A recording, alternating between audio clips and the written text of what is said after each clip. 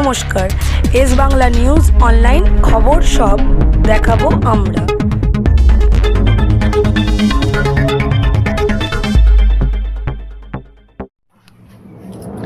বিধানসভা 2026-এর ভোটমুখী প্রচারে ধনিয়াখালী তৃণমূল কংগ্রেসের প্রার্থী অসীমা পাত্র জনসভার আয়োজন করলেন ধনিয়াখালী বাস স্ট্যান্ডে।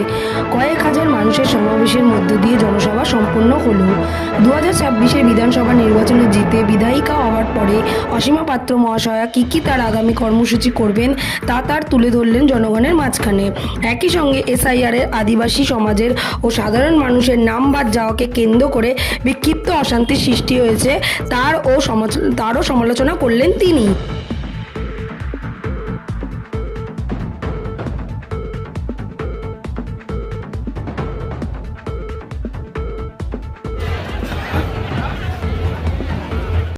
দিদি আবার চতুর্থবারের জন্য আবার মুখ্যমন্ত্রী মমতা বন্দ্যোপাধ্যায় শপথ নিয়েছেন বাংলাকে আবার জয় করতে, আর ধনিয়াখালীতে আপনি আবার প্রার্থী হয়েছেন। সেখানে কী বলবেন? উচ্ছ্বাস মানুষের আজকে দেখলাম, জনগণ জিতে পড়েছে, আপনাকে দলে দলে আপনাকে সম্মান জানাচ্ছে এবং সম্বোধনা জানাচ্ছেন। কী বলবেন আজকে এই জনসভার জন্য? প্রথমত বলি যে বাংলার মানুষ উন্নয়ন চায়, বাংলার মানুষ শান্তিতে থাকতে চায়। আজকে দুটোই বাংলার মানুষ পেয়েছে, উন্নয়ন এবং শান্তি। তার জন্যে বাংলার মানুষ আজকে তৃণমূল কংগ্রেসকে এবং মমতা বন্দ্যোপাধ্যায়কে চতুর্থবারের জন্য দেখতে চাইছে।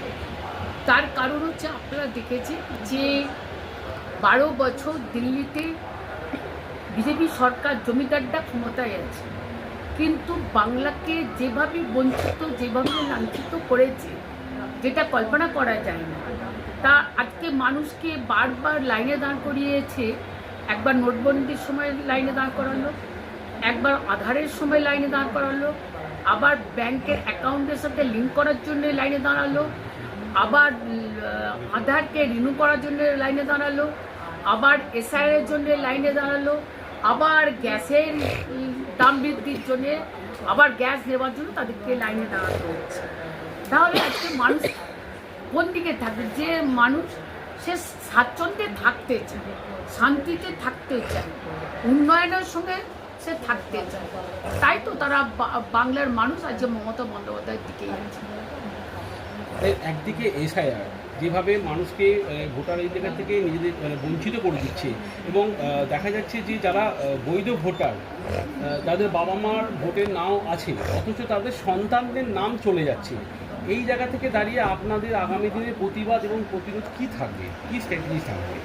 প্রথমত হচ্ছে যে আমরা প্রথম দিন থেকে এসআইআর ঘোষণার পর থেকেই আমাদের দল অভিষেক বন্দ্যোপাধ্যায় এবং মমতা বন্দ্যোপাধ্যায় প্রথম দিন থেকে আজকে দলকে রাস্তায় নামিয়েছিল।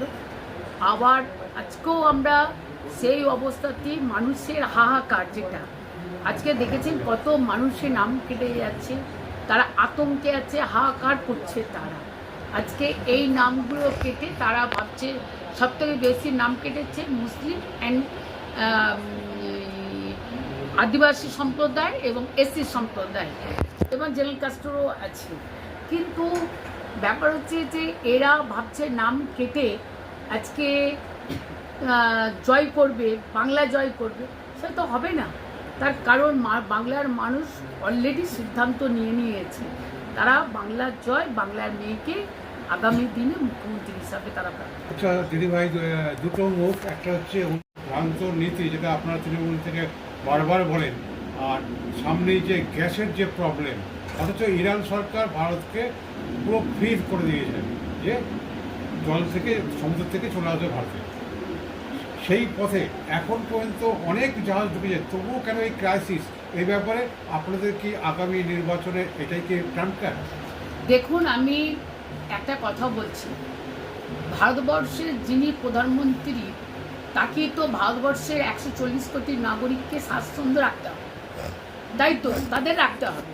তাহলে আজকে সেই ডিজেলের দাম বাড়ছে, পেট্রোল আপনি যার পাম্পে যান না, বলছে 1 লিটারে বেশি তেল দেবো না, আগামী দিন থেকে তো মনে হচ্ছে একদমই দেবে না। আজকে মানুষ তাহলে যাবে কোথায়? কারো ছেলে মেয়েকে টিউশন করতে যাওয়াকে, বাজারে যাওয়াকে, অফিস যাওয়া, সবাই তো বাইক চালায়, 4 চাকা চালায়, আজকে তারা তেল পাচ্ছেন না। আর গ্রামের দিকে জানেন আজকে বুক করলে 45 দিন পর গ্যাস পাবে, তাও পাবে কি জানি না। তাহলে আজকে কোন জায়গায় আজকে হোটেলগুলো তো কাঠে রান্না হচ্ছে, তাহলে কি এটা সবকা সাথ সবকা বিকাশ, না সবকা সাথ মোদির সঙ্গে যারা তাদেরই বিকাশ?